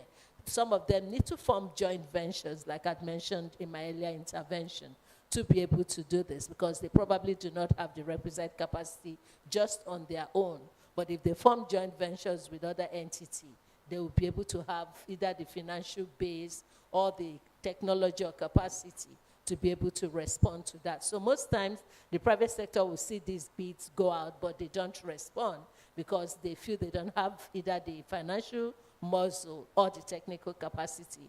And this they could easily address by forming joint ventures with other entities to be able to do that. So that cuts across government, the private sector, and all. But I also wanted to talk about the fact that we need to also look at the communities. Most times we ignore them, and we put in models or things that do not, that serves the purpose of politics. So for instance, in Sierra Leone, we did a willingness to pay study, and we found out that the people were already paying more than the tariff that they would have to pay for renewable energy. But the politicians were like, no, no, no, I can't say that to my constituency and all of that. But when you check the cost the person is already incurring on either running a generator, buying rechargeable lamp, going to somewhere to pay to charge up their things or to freeze up their stuff, they're already paying more. So again, we need to look at that and consult them to know what helps to make their life better and not just take policies based on political exigencies or to be political correct, but look at what is sustainable in the long run. Thank you. Very much, Dr. Charles Manuba. So my next question is on project bankability, and that would go to you, Ms. Rachel Aintree. So first off, I want us to start with maybe a definition of sorts. When we talk about project bankability, what do we mean? That's one. But going beyond that, I think, Dr. Someron, you mentioned that we need to look beyond grants management, right? The time for focusing on grants management is long gone. There are other options now to look at in terms of financing or innovative financing. However, we must admit that donor agencies, the World Bank, etc., still provide us with donor funds to implement climate projects. So my question to Rachel really is, projects must demonstrate strong commercial viability and the ability to generate consistent revenue streams. So this is whether we are accessing funding from traditional banks or the DFIs. How can these projects be structured to clearly demonstrate financial returns to potential lenders? Thank you very much. This is an interesting question for those who are not financiers, or for those of us who are financiers, because there are so many intricacies involved. Now, I start with the first bit where we talk about bankability of a project. I think a lot of us have heard about it, where a lot of banks will say, or investors will say, the projects that are coming are just not bankable, not good enough. What it just means that they are not financially viable enough to be able to attract the right investments. So for any project that one would do, I mean, investors also want a return, whether it is from a green project or a yellow or a brown project. They want to be able to have sustainable returns. And so when we talk about the bankability of a project, is whether the project, if financed, would be successful enough for the investors to be able to make money out of it or be able to get back the money that they've invested in it with some additional returns. So that is what we mean by, is a project bankable? Now, within the sphere of climate finance and all, we find that there are a lot of projects that are not ready for investors or to draw investor appetite. And with that, there are a number of factors that are involved. Each bank, many financial institutions or investors have very different criteria that apply to it. But some of the first things that one would look at when you look at, for example, give me an example, maybe a renewable energy project, right, that we want to be able to finance. You first look at the project and you look at it, because there's a lot of manpower behind the scenes that needs to work on it. There are a lot of aspects around it as well. So one, we look at the size of the project, we determine whether people have the appetite for it. One, the deal must stand on its feet, as in the credit must make sense. Does a transaction have enough financial cash flows that would come out of it? Does the owner of the transaction or have a good financial statements to back up the transaction, a past history of success of leading such projects, or even the economic viability of that particular project itself? So if it's a renewable energy, perhaps you put in an SPV, you put it in some other financial structure. But can the project, the revenue streams from that project meet the credit requirements of that particular transaction? So those are some of the things too as well. What are the risk mitigants? Are there any credit guarantees that are backing the particular projects to be financed? Those are some of the things that many people don't look at. So for example, in EcoBank, we've partnered with the Africa Guarantee Fund, and the IFC and a few others, where they provide guarantees for our customers.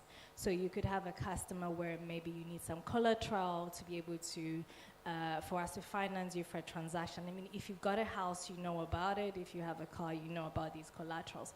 So some of these DFI financial institutions will back us with the client. Of course, there's a bit of a fee to pay for it, but then it allows that. So these are some of the things as well. So the risk management aspect of the guarantee, the credit metrics, the size of the loan, the sector, that you want to be investing in, or the sectors that the particular bank or institution wants in, capability of the project on a very, very high, on a very, very high level. But most of the time,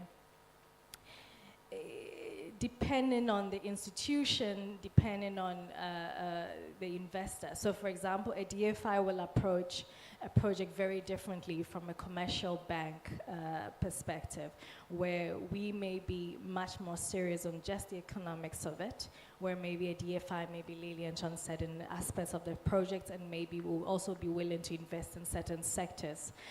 But because we have investor money, because there's a lot of pressure on us to deliver high returns for projects, that would determine what kind of projects that we accept. So when we talk about bankability of the project, it's really, really broad. But what I want to say is when you bring in a project to the market, it's about public-private partnerships.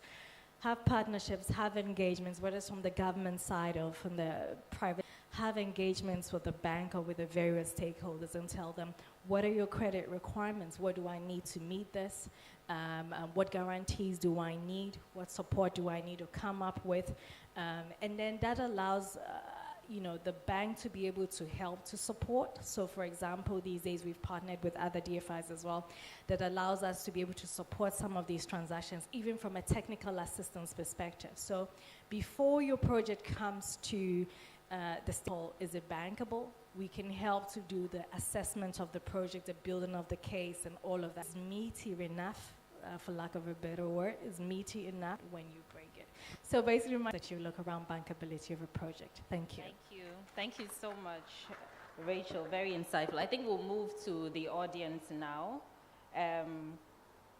Ground rules, I think we all know. Please keep your questions very brief, and if you want it targeted to any of our panel members, please state so as well. Yes. Okay. So let's take the lady in the pink at the back first, and then we'll go to, yes, I come. Where's the lady in pink?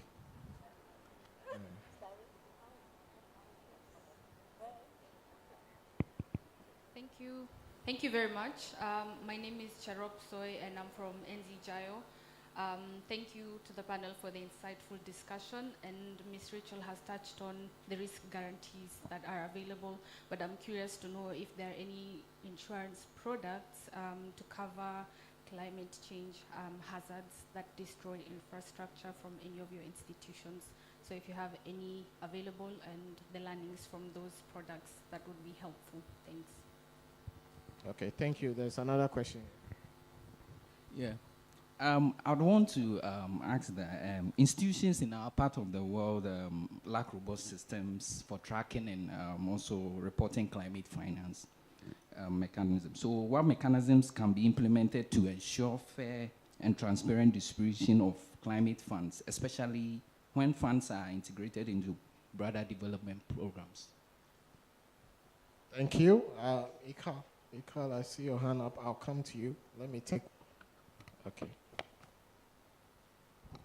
All right, good morning. My name is Stanley. I am from the Greenfield, Ghana. Looking at the Environmental Protection Agency, we have been experiencing perennial flooding every year. And are we looking at money or measures to alleviate such perennial flooding? When you talked about the climate financing. And then the next question is, are we looking at the employability of those persons who engage in destructive activities that destruct the ecosystem? Are there plans for them to upgrade their skills in order for them to come up with initiatives to mitigate the effect of climate change on our ecosystem. Thank you very much. Thank you. I'll take one more at the back.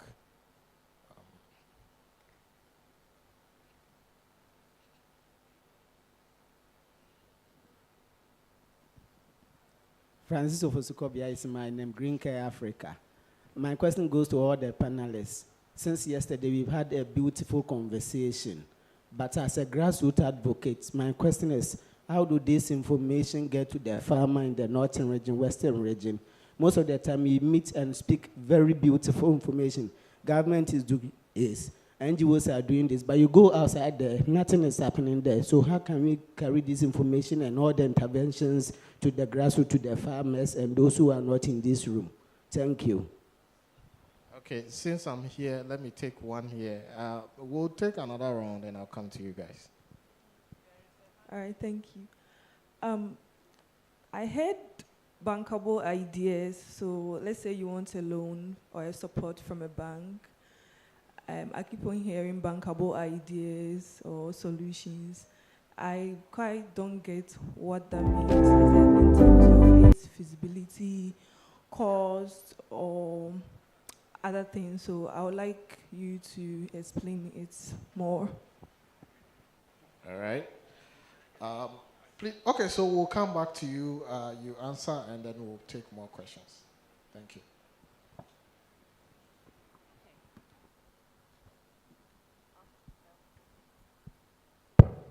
I think there was a question on the scrutiny, how we ensure that these funds are judiciously used.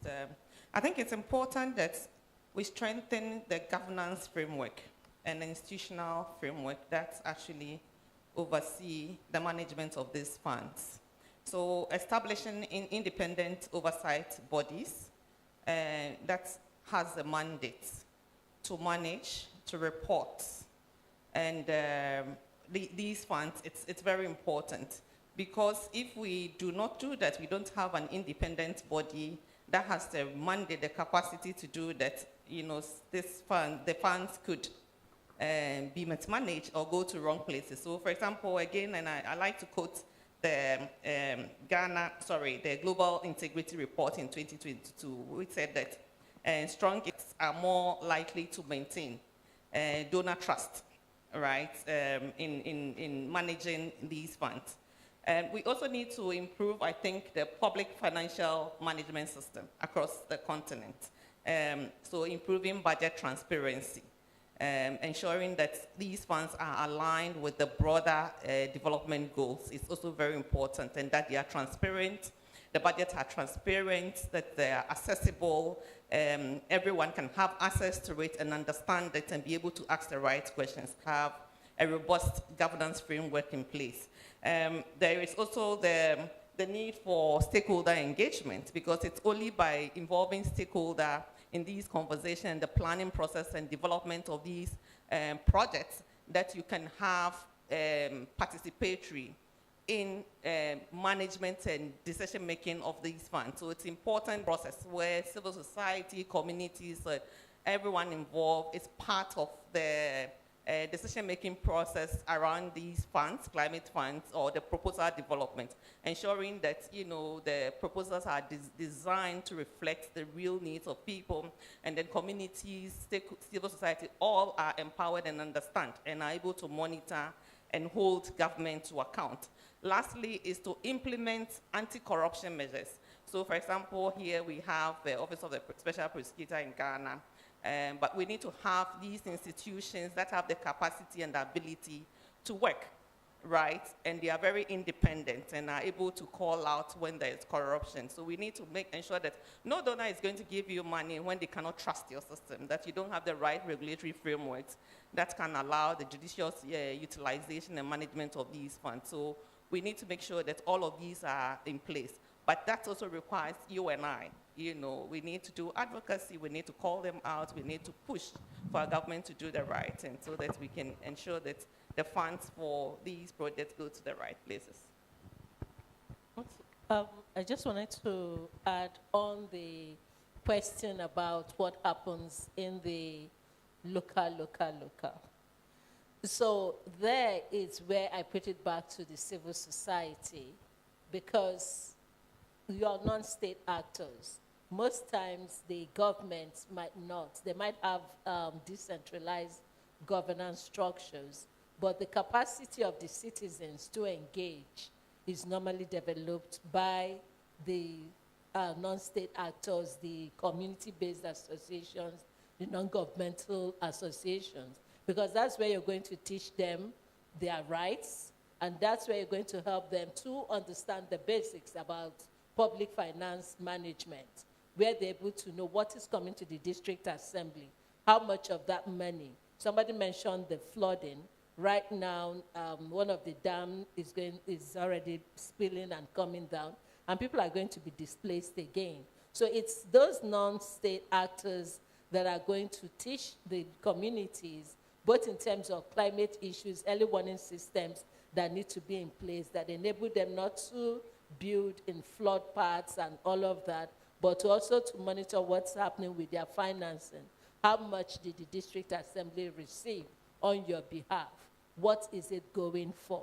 How much of that is going into either putting drainage systems that channel this flood water away, or that is going to put in the mini grids, or to distribute solar home systems? You need to engage with the budget. You need to engage with governance. Most times we're very, we are standoffish about these things. Is the politicians? No, they ask stewards on our behalf, and we need to be able to engage them. That is me talking from my civil society background.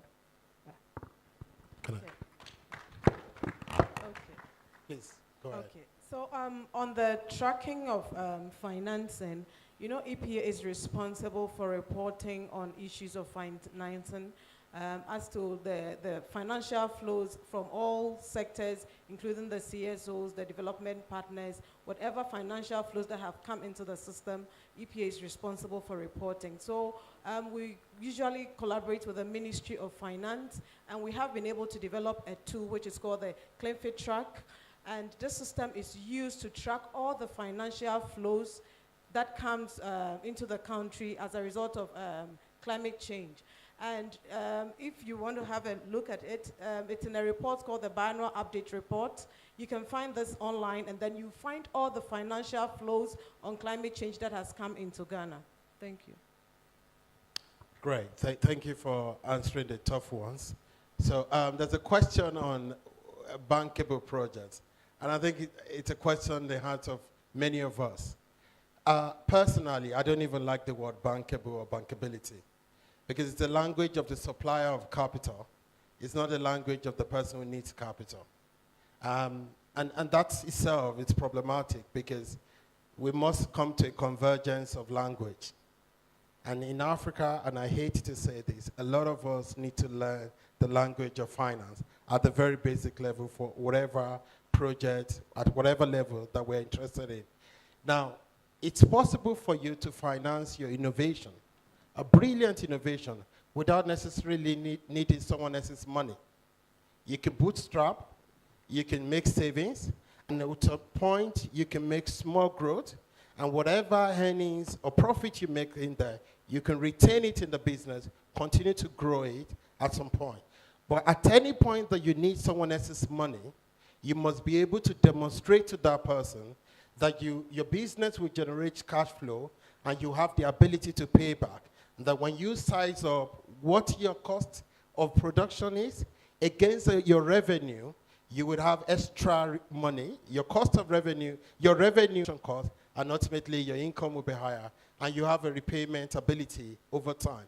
And so it's very important to just, look, if someone else would not be interested in lending money to our ideas, would those ideas still find the light of the day? The answer is yes. And there are innovative ideas, innovative ways we can look into that. But the moment you decide that you need an investor to come in, then there are conditions to be met. I'll leave it there. Thank you. Thank you very much, Solomon. So yes, the term bankability has been used quite a lot, and it's a really big term that doesn't mean much. And if I break it down, because I had the earlier question, if I break it down, so for example, my sister, you start in a dressmaking business. you know, you want someone else to put money in your business for you and say, I want to make it a bit bigger, or help me start a business. The first thing the person is going to ask you is, how can you guarantee me that you're going to make money? Where are you going to get your customers from? Are you going to get 10 a month, 20 a month? Maybe you want an investment of what, $5,000? The person wants you to pay them $1,000 or $200 every month. Do you have enough customers that will come and make these fashionable styles that would allow you to charge them high prices to be able to pay yourself, your staff, and your investors? Also, do you have enough money to sustain your business as well? And then when it comes to your investors, if your investor is an individual or if it's a bank, then there is actually a little bit of a premium on top of it as well of your loan repayments, and says, I want, maybe the actual money you should pay me is 200, but I want 250. So when we talk about bankability of a project, those are some of the economics. You have to demonstrate, as he had said before, that the financial the cash flow from your business can satisfy the requirements of your creditor. And basically that's all it means across the board. No matter what project you're doing, big or small, when we talk about bankability, that's exactly what it means. So do not let it deter you. It's just a big, simplest form I can explain to you is always look at it as your dressmaking business or any other business from a mom or a pop, the same. The other one I wanted to answer for the other lady was asking about climate insurance, etc. for projects. Thank you very much for asking that question. Indeed, as you know, climate finance is not so new, but it's also very new. It is a market that is being developed quite a bit.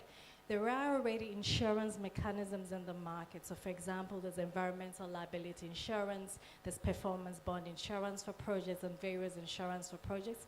Even within the agricultural sector, there are insurance products that are available to ensure that, well, if your corn does not grow within the 6 months that the bank has lent you money, there's some sort of insurance product that allows you to be able to manage that particular risk and then maybe pay the bank for the money and also have some amount of money. Like Kenya, they've actually come up with more innovative financing solutions, for example, for insurance. The moment you buy a corn seed, you automatically also can buy an insurance product out of it as well. So these are some of the mechanisms that are coming. But on the broader scale, we're not fully there yet, and we do need more insurance products for the bigger infrastructure projects and things that we're doing to be able to mitigate the risk against climate change, adaptation, etc. And that is still very much being developed. There's an organization that we know that's working very keenly on that, FSD Africa, and other organizations, perhaps AFDB as well, that is looking at, how can we bring insurance to the party, insurers to the party, to be able to look at climate change as a risk that can be. To wrap it up, there are some instruments, but more innovative ones are coming up. Thank you. All right, we'll continue our questions from the audience. Mabel? Hello. Okay, thank you. I'm William, and I want to ask a question on the economic impact. What will be the long-term economic impact of climate change on Africa's key industries, and how are they going to mitigate these losses? And also, with the local, how can traditional knowledge and practices be integrated into modern climate adaptation strategies to ensure that they are culturally appropriate and effective? Thank you. Thank you. There's one here. Hello, my name is Justina Amwa, and I am with the Strategic Youth Network for Development. So my question is on the carbon market, and it goes to Juliana with EPA. And I want to know, I would love to know some of the projects Ghana is investing in from the returns from the carbon market, and if whether or not this project has already started. Official launch in 2019. Thank you. All right, thank you very much. Okay. Thank you very much. My name is Grizel.